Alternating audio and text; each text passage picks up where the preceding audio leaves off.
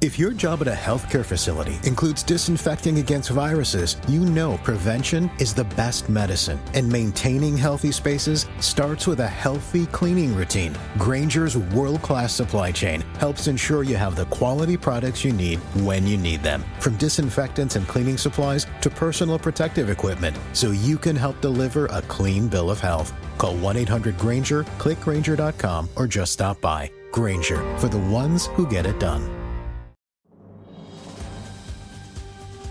This episode brought to you by Progressive Insurance. Do you ever find yourself playing the budgeting game? Shifting a little money here, a little there, and hoping it all works out? Well, with the Name Your Price tool from Progressive, you can get a better budgeter and potentially lower your insurance bill too. You tell Progressive what you want to pay for car insurance, and they'll help find you options within your budget. Try it today at Progressive.com. Progressive Casualty Insurance Company and Affiliates. Price and coverage match limited by state law. Not available in all states. Folks, what's up? Basketball is back, and BetOnline remains your number one source for all your sports betting needs this season. You'll always find the latest odds, team matchup info, player news, and game trends at BetOnline. And as your continued source for all sports related information, BetOnline features live betting, free contests, and giveaways all season long. Always the fastest and easiest way to bet all your favorite sports and events, whether it's NFL, NBA, NHL, MMA, tennis, boxing, or even golf. Head to betonline.ag to join and receive your 50% welcome bonus with your first deposit. Make sure to use the promo code BELIEVE, that's BLEAV, to receive your rewards. BetOnline, where the game starts. BetOnline presents the Bossman Show on your radio.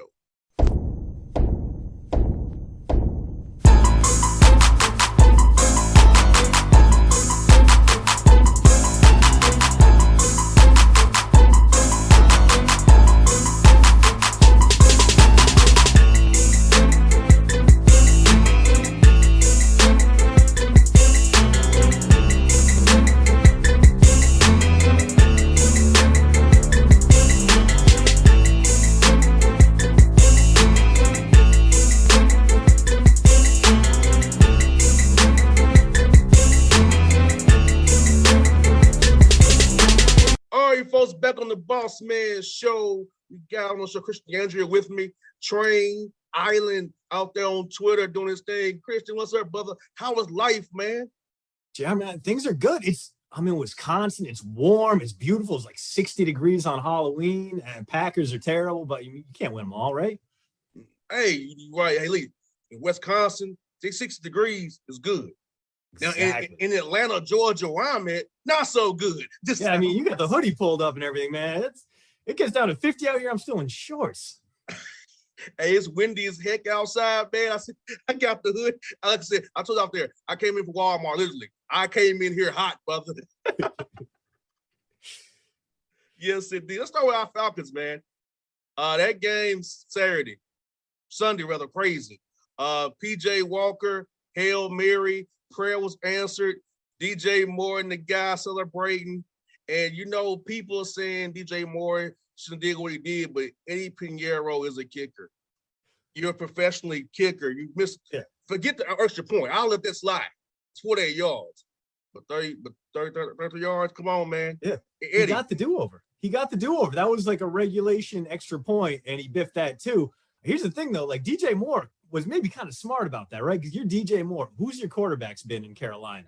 Teddy Bridgewater. Teddy Bridgewater is the peak, right? Then you go Sam Darnold, Cam Newton, broken Cam Newton, Baker Mayfield, P.J. Walker. He gets that penalty. They miss the extra point. They lose the game. They get one step closer to a top 2 draft pick. He's one step closer to playing with Bryce Young, with C.J. Stroud. That man's playing chess, not checkers.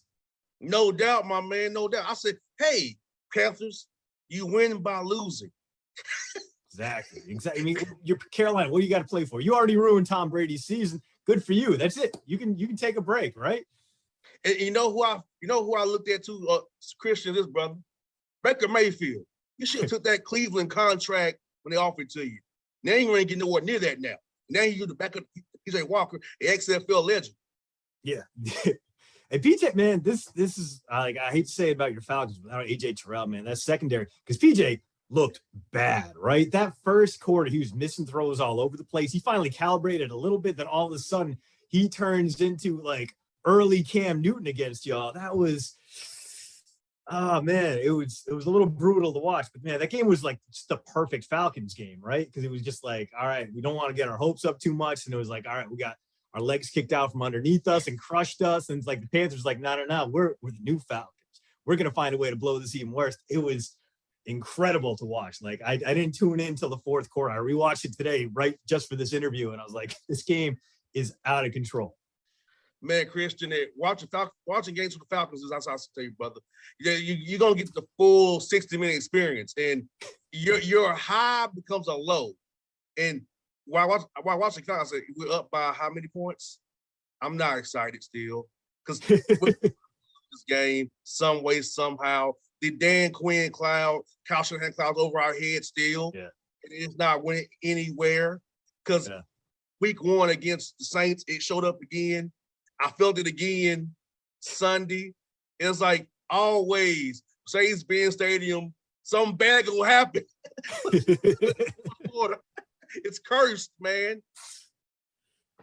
Yeah, man. It's just brutal. And it's just like the resignation, right? Because every Falcons fan knows, right? You go on Twitter, no one's celebrating. Everyone's just like, we'll find a way. We'll find a way. Don't worry. Like, until that final whistle blows, like, no one celebrates. It's just amazing to see what decades of it have done to the fans out there, man. Have you seen The Secret Base, the story of the Atlanta Falcons, like the 7th chapter over at SB Nation? They go through every year of Falcons fandom and results and basically just showcase how they found ways to just murder this fan base over and over again. It is brutal, but it makes you understand exactly why Atlanta is Atlanta.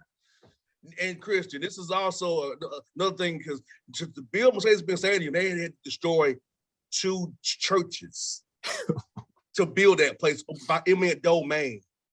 Yeah. Okay. So the congregation of those churches said this place is gonna be cursed, and they aren't lying, because somehow, some way, it's usually think about it. It's usually a home game that happens in. Oh yeah. It's never on the road really, except for Super Bowl. It's usually a home game, Mercedes-Benz Stadium, where the bad blown leads happen. Think about that part of it too. Brutal. Just of course this team's cursed. Yes. You destroyed 2 churches to build that place. Now, granted, I grew up 5 minutes from the place. Yeah. So I'm not going. I grew up in the shadows of the Georgia Dome. I could look at where I grew up at. Yeah. So I understand that history of those 2 churches. It's like, you did that, Arthur Blank, Cassine Reed. The team's paying for it and blown for leads. Those spirits and ghosts come. We're gonna get you today. Oh man, it's crazy, man. It's crazy being a Falcon fan. But you know what? The fans here want to see Desmond Ridder. I've told them, as long as the Falcons are in this race, Ridder will not be seen this year. And Marcus Mariota somehow, some way, got the Falcons be 4-4. Yeah. You know, I thought this team would be very worse than this, like Carolina was. Yeah. But 4-4, 8 games in a year that was pretty much a wash year because of all the dead cap money. Yeah. No, it's kind of like the way the Eagles rebuilt, right? You're ahead of schedule, except instead of Jalen Hurts, you got Marcus Mariota, which is a little bit more depressing, right? But NFC South, totally winnable, right? Everyone else falling apart. The whole NFC, really, outside of the East, is just a mess right now. And I don't think anyone's like, oh, the Vikings are 7-1. They can make a run. Like, everyone's like, no, that's Kirk Cousins' time. Don't worry. That'll fall apart. Don't worry. But, yeah, here's the thing. Like, I think the Falcons are having the season the Steelers hoped they would have, right? Where the defense is a little bit iffy, and they got this kind of veteran quarterback who can make some plays with his legs and throw downfield. That's what they thought they were getting with Mitch Trubisky. That's what the Falcons got with Marcus Mariota. And now the Falcons have this really Steelers run-heavy offense that's working. And like, okay, they're taking advantage. Everyone else is falling, fading. And the Falcons getting some stuff done. Yeah, it does sting, right? Because you got some great quarterbacks coming out in this year's draft, but maybe Ritter's going to be the guy. Like, I loved watching him at Cincinnati. Give him a year to get some seasoning under Mariota, a great veteran, a good leader, a guy who's going to take him under his wing. And if he does get replaced, he's not going to make a big stink about it. I kind of low key really like what the Falcons are doing right now. No doubt. And, Tyler Algier, Caleb Huntley, Avery Williams, and I think this what's his name? Williams, stay on injury reserve. Don't activate him ever again. But there are Patterson that can be used more as a receiver now than a running back and extra weapons to the passing game. Put him out there with Pitts and Drake London and Zacchaeus and those guys. Exactly. And that's what you got. You got two young wide out tight end, Pitts and Drake London, with this absurd catch radius, right? They are built to make a bad quarterback look better. So even if you do have to throw Desmond Ridder in there, he can close his eyes. He can throw it in Pitts' direction. He can throw it in Drake London's direction. There's a good chance they're going to come down with that ball.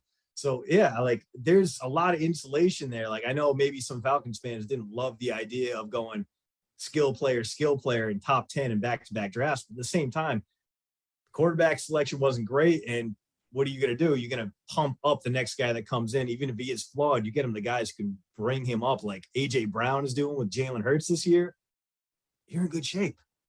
And just think if Ridley can come back next year, you have a third weapon on the outside with Patterson and those Algier and Huntley and those guys as well to pound and kind of create defenses being stressed when we run or pass the ball. Hey, look, we got all these weapons out here. Yeah, man. Speaking of his curse, man, how does that guy get suspended for a full season, putting down one? What the worst bet you can make was like a 4-team parlay. Just, man, like that's just the most Falcons nonsense. And use his real name and see Ridley 11. That's what you went with, my man. Yeah. You can just ask someone to put a bet down for you. You can just ask. 18, right? So it was 18, not 11, 18.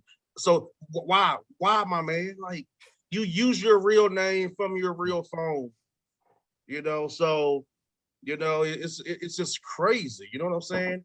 Yeah. It's crazy that these guys are doing this stupid stuff. So it's like, yeah, man, our team is we're a running joke, but we're getting better. Yeah. It's not as bad as it could have been. It could have been bad if Eddie Pinheiro didn't bail us out. Yeah. Another meme. You're not the Browns. You're not the Lions. Like, that's what the Falcons have always had going for them. Like, I like the Falcons' future way better than the Saints' future right now, Yeah, and, Dennis Allen going Andy Dalton. And Andy Dalton won't really – he won't win you a game. He can lose you one.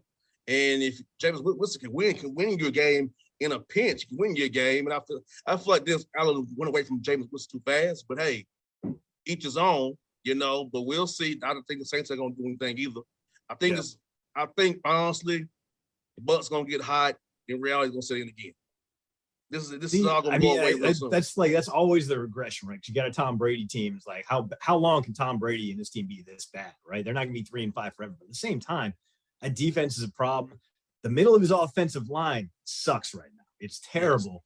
And that's the problem for Tom Brady, because Tom Brady can run in one direction and straight ahead. He can step up in the pocket. He look bad when he did that. Exactly. So if you give him from pressure around the edge, he'll step up, he'll make that play. If you get him pressure from the inside out, which the Falcons can do because Grady Jarrett is a goddamn monster, like all of a sudden Tom Brady has to step to his left, step to his right. He can't do that. He's going to throw under pressure. He's got great wideouts, but he's going to be dealing with 7 guys in coverage all the time because his run game isn't there. There's no reason to jam the box up against him. Put 2 deep safeties on Mike Evans, blanket those guys. I don't know if there is a fix for the Bucs right now. As much as I want to be like, of course, Tampa Bay is going to come back and figure this out. The NFC South is pretty weak right now. They got Tom Brady. I'm not sure they will.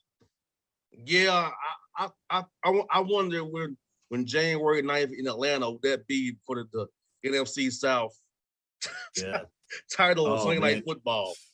Yeah. Yeah, I mean, that's in Atlanta gives me like the willies because you're talking about that curse, but at the same time, Falcons gonna be playing pissed, right? Because what happened that first Bucs game? Grady Jarrett, the worst roughing the passer. Jerome Vogel's from Atlanta, who went to Morehouse. Screw the Falcons.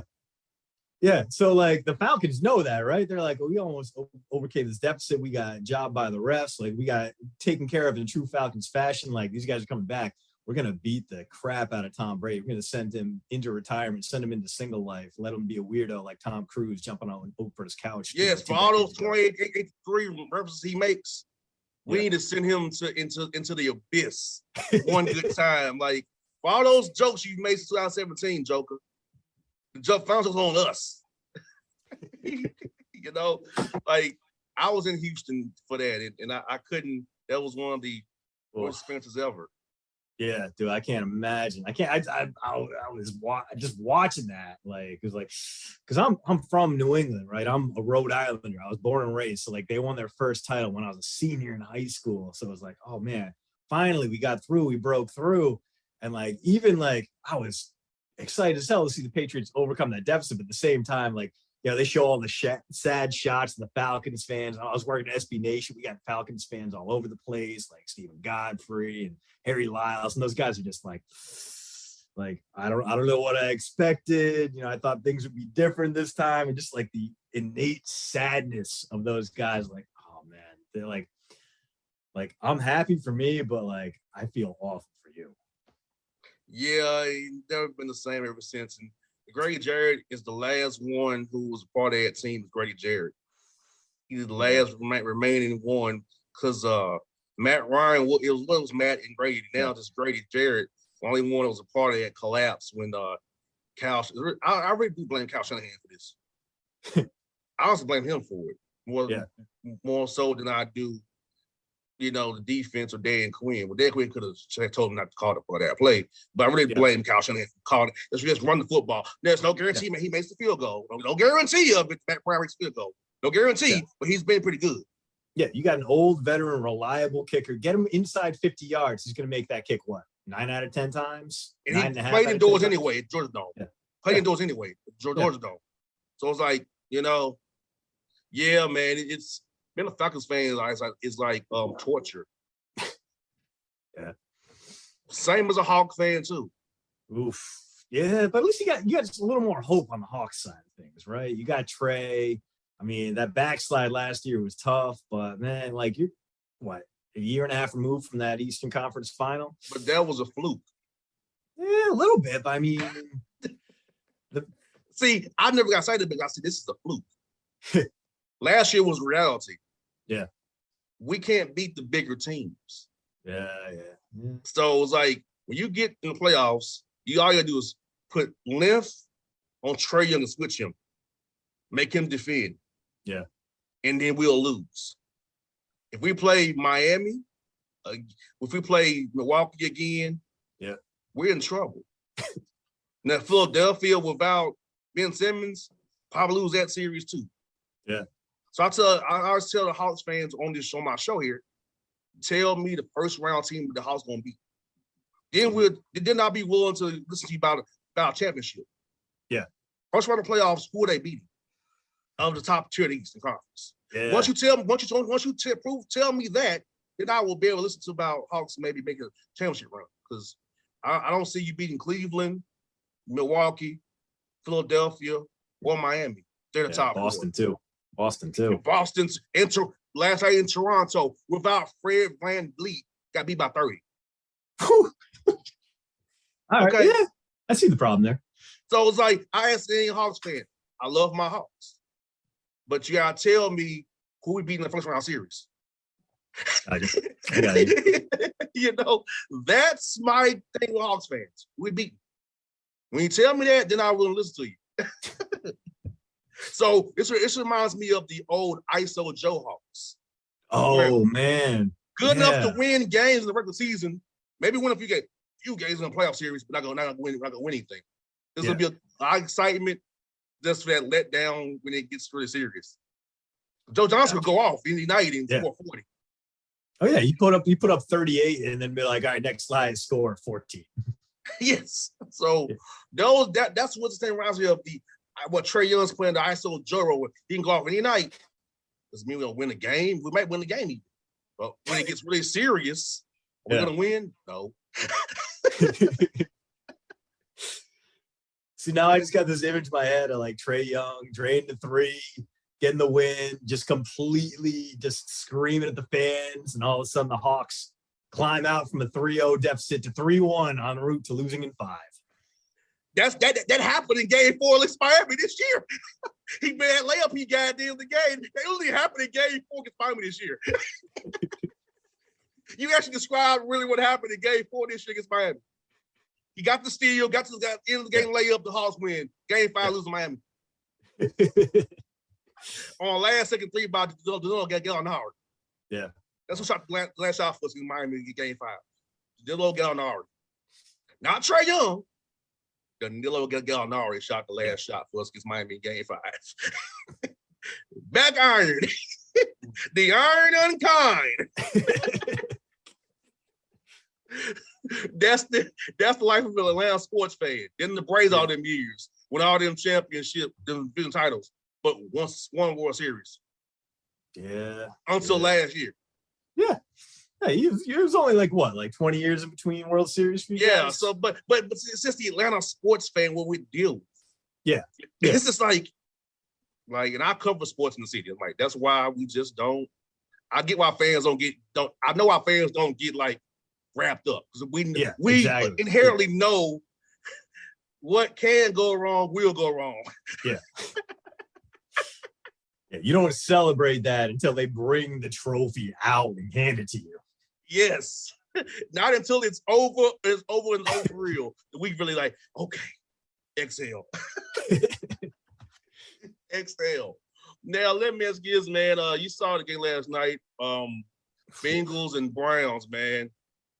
Don't get Joe Burrow killed, brother.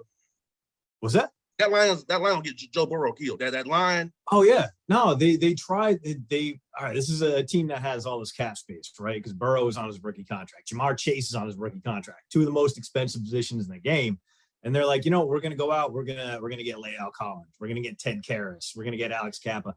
The problem was, like, they had all this money to spend, and there just weren't that many really good linemen out there. They should have tried and see if they could get Teron Armstead, who's working wonders in Miami right now. Instead, they kind of had to settle for that second tier of guys. And yeah, like you said, things haven't really changed for Joe Burrow, right? I mean, the games they lose are because he's getting the crap beaten out of him. And like early on, you could say like, okay, this team didn't play together, right? This is a team that didn't take a single snap together in the preseason. Joe Burrow had that appendicitis, so this is why they're coming together slow.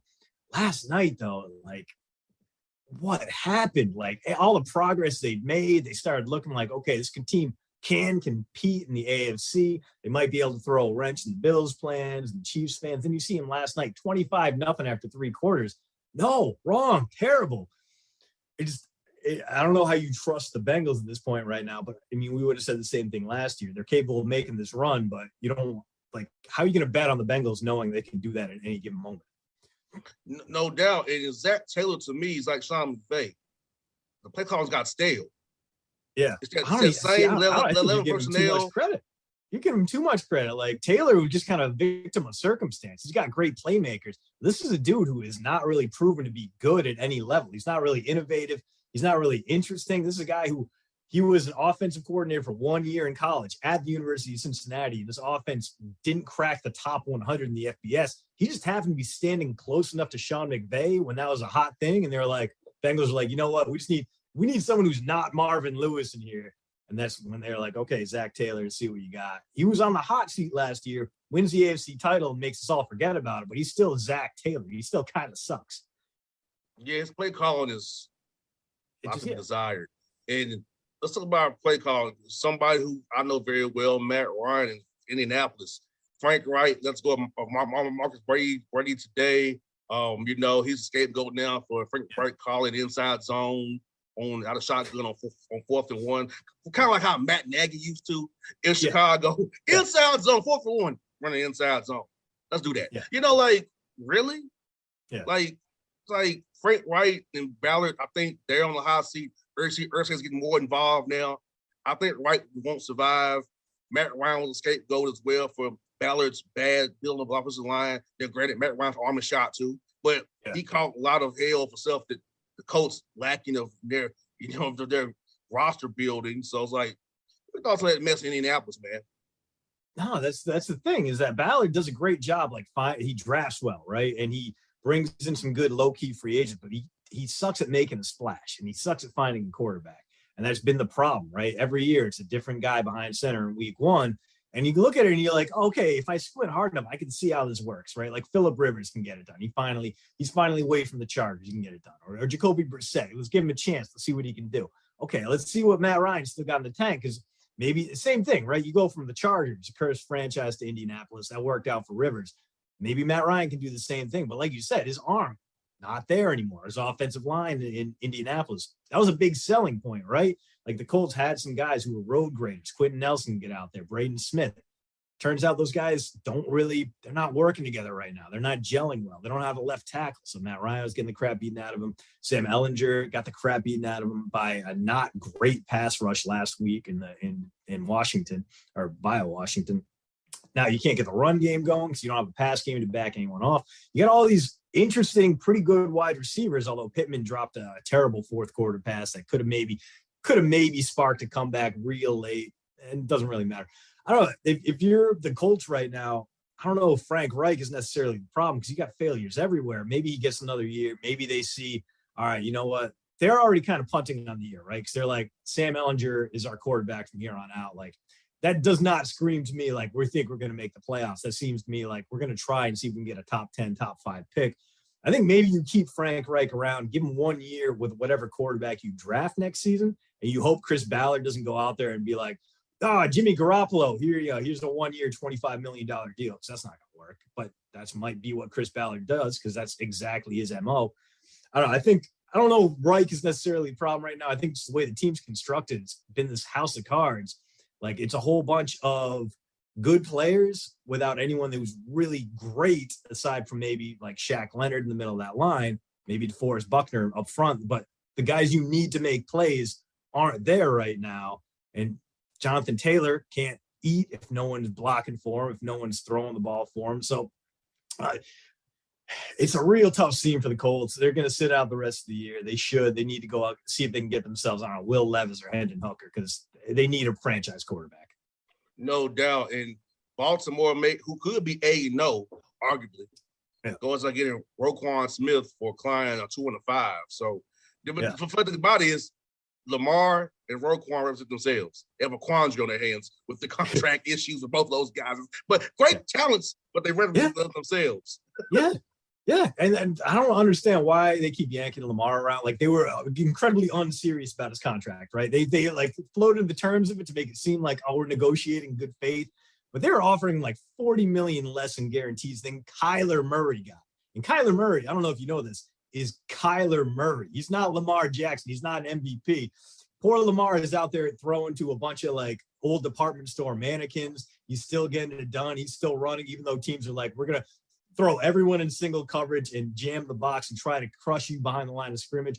He's still getting it done. So, like, I don't know. I'm interested to see what they do. Trade deadline is in 3-4 hours now. So we're getting pretty close. Maybe they add a wide receiver. Maybe they go out and get Chase Claypool. Maybe they go out and get Brandon Cooks. Either guy would be a nice little fit there. But I kind of appreciate, okay, let's go out and let's rebuild this Ravens defense. Because right now, like Ravens D, you think of the Ravens D, you go, all caps. You go, Ray Lewis and Ed Reed and all these guys. Terrell Suggs, all those guys. Exactly. Guys who just want to beat the crap out of you. Guys who are everywhere. No quarter in the run game. No quarter in the passing game. Right now, this defense, not very Ravens-like. They got a nice young core now. They're going to have to extend Roquan. There's no way they don't get that done after trading the second for him. They have a whole bunch of guys who are under 27, who are signed through 2024. I think they're kind of insulating themselves in case they have to play without Lamar, which is wild to think about. They won't get to that point. They can franchise him. They can continue to yank him around for a while. But like if you're the Ravens, just pay the man. He's the best quarterback you've had maybe since inception. I don't know. Yeah, because they started off with Trent Dilfer, Vinny Testaverde, to Kyle Bowler and Joe Flacco. Yeah, Flacco is probably like the high point, right? Like he had that one amazing postseason run. He gets that incredible contract, and he goes right back to being Joe Flacco. I mean, all praise to him. He was a finesse god that postseason. He got his money, but like if that's your history, like I get it. Like for the Ravens, like we just build a great defense. We can have we can have a nobody at quarterback. We can win a Super Bowl with Trent Dilfer. But, like, you lucked into a great quarterback. You lucked into a game changer when Lamar Jackson slid all the way to the end of the first round. You traded up to get him. You knew what you wanted. Do something with it. Don't just be the Ravens anymore. Take it the next step. Yes, got two more for you. Why don't Mike Tomlin fire Matt Canada? It's not working. No, it hasn't worked. And everyone knew, like every LSU fan I talked to is like, thank God he's gone. Not the reaction you want when your OC gets hired away. I don't know, man. I think Tomlin's maybe got like a little sense of loyalty to him. I think he's going to let him ride it out the year. Again, this is a good situation for the Steelers where they're not going to make the playoffs. They are by point differential the worst team in the NFL. They're trying to figure out what they got in Kenny Pickett, but I don't think Kenny Pickett being on the roster, if they luck their way into like a top 2, top 3 pick, is necessarily going to mean we're not going to take a quarterback. You know, they might do the Josh Rosen, Kyler Murray dance if it comes down to it. So I think Tomlin right now knows, like, all right, this is going to be our reset year. We're going to take a minute. We're going to get TJ Watt back. We're going to see if the defense can do anything. But mostly, we're going to bide our time and set things up for next year because they've still got a whole bunch of old Ben Roethlisberger money on the dead cap, I believe. And there's nothing really going on they can fix right now aside from, you know, maybe draft a few more wide receivers in the second round, third round. They could turn into stars. So Canada sucks. I don't think he makes it next year, but Steelers don't really fire guys in the middle of the season. They are an old school franchise. I think they're going to give him a chance to turn things around, or at the very least ride it out and then be like, all right, man, good luck. No doubt. I got last one for you. It's a Falcons one. Isn't it kind of mighty funny how the Falcons got off of Julio Jones and Matt Ryan before they win the tank here in Atlanta? Oh, it's amazing. Kind of some dumb luck, but it happened. It's amazing because, like, everyone when we saw those trades is like, man, Julio Jones for a second round pick. That's like, oh man, the Falcons got fleeced. He's still Julio Jones. Like, he was hurt last year, but he's still, like, even if he slows down, he's a monster. And it's like, oh man, they got the better end of that deal by a long shot. Same thing with Matt Ryan. Like, man, good for the Falcons. Like, they're setting up that rebuild well, and like I do kind of like the way that they have been drafting. There's light at the end of the tunnel there. The problem is, you know, it's still the Falcons, so you're always going to be like, all right, how are they going to screw this up? No doubt with Christian. It's been fun. We're just getting real soon, brother. I enjoy the energy. I know you love the weather. Thanks for doing the show, brother. Yo, JR, this is a lot of fun, man. It was a pleasure. Let's do it again sometime.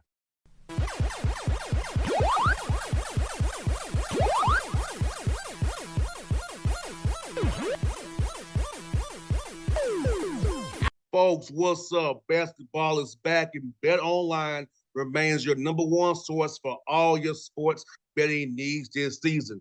You'll always find the latest odds, team matchup info, player news, and game trends at BetOnline.